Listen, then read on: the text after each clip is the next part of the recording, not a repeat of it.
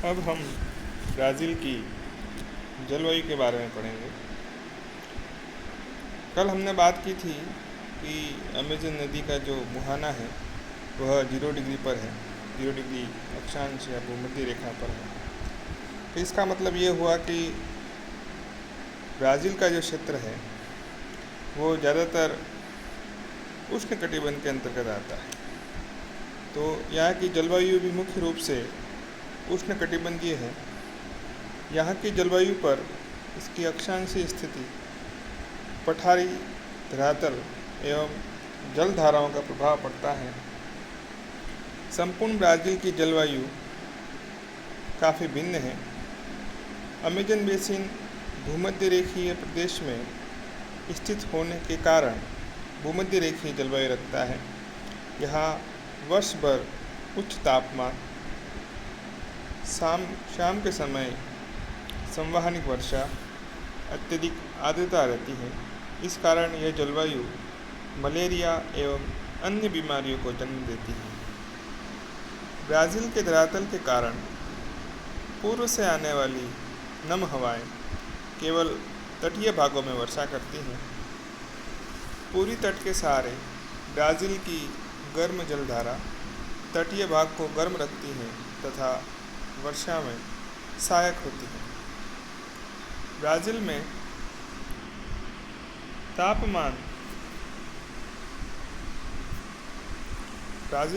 तापमान की दशाएं क्षेत्रानुसार परिवर्तित होती रहती हैं। विषुवत-रेखीय क्षेत्र में अधिकतम तापमान 30 डिग्री सेंटीग्रेड और न्यूनतम 10 डिग्री सेंटीग्रेड रहता है।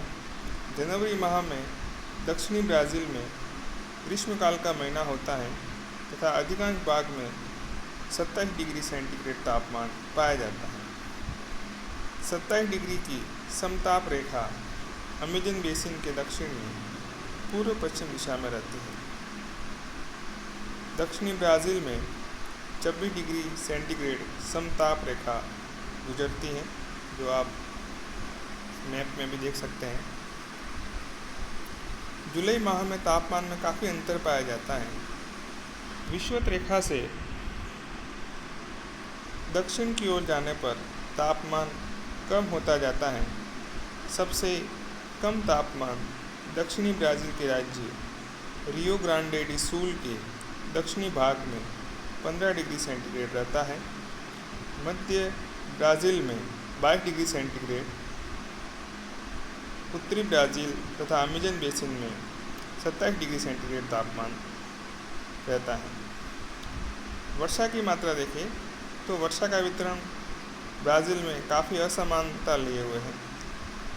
यहाँ के 4 क्षेत्रों अमेज़न बेसिन, बेलम या पारा नगर के उत्तरी भाग, तटीय पर्वत श्रृंखलाओं के विभिन्न भाग और दक्षिण पूर्व की पर्वत शिखरों पर 200 सेंटीमीटर से अधिक की वर्षा होती है।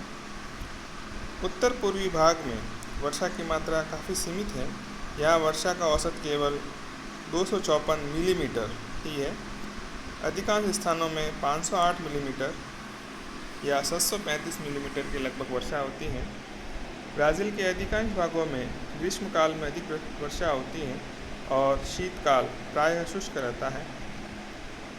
साओ पोलो राज्य के दक्षिणी भाग में दक्षिण की ओर पूर्णतः शुष्क ऋतु नहीं होती। शीतकाल में वर्षा की मात्रा में अवश्य कमी होती है, परंतु यहाँ वर्षा रहती है। अमेज़न बेसिन में जनवरी से जून तक सर्वाधिक वर्षा होती है और वर्ष के शेष भाग में अपेक्षाकृत कम वर्षा होती है। ये ब्राज़ील की जलवायु के बारे में वर्णन था। अब हम ब्राज़ील की प्राकृतिक वनस्पति को देखते हैं। हर एक स्थान की जो प्राकृतिक वनस्पति होती हैं वो उस स्थान की जलवायु, धरातल, मृदा आदि कारकों से नियंत्रित और निर्धारित होती हैं। अमेज़न बेसिन तथा पूरी तट के अधिक वर्षा वाले क्षेत्र में सघन उष्णकटिबंधीय सदाबहार वन पाए जाते हैं और कम वर्षा वाले क्षेत्रों में पतझड़ वाले वन और घास के मैदान पाए जाते हैं। ब्राज़ील की वनस्पति को 6 प्रमुख भागों में बांटा जा सकता है। पहला है सेलवास, जो काफ़ी इम्पोर्टेंट है, शब्द ध्यान रखिएगा। अमेजन नदी के बेसिन तथा पूरी तट पर वर्षा की अधिकता के कारण घने वन पाए जाते हैं, जिन्हें सेलवास या सेलवाज कहते हैं।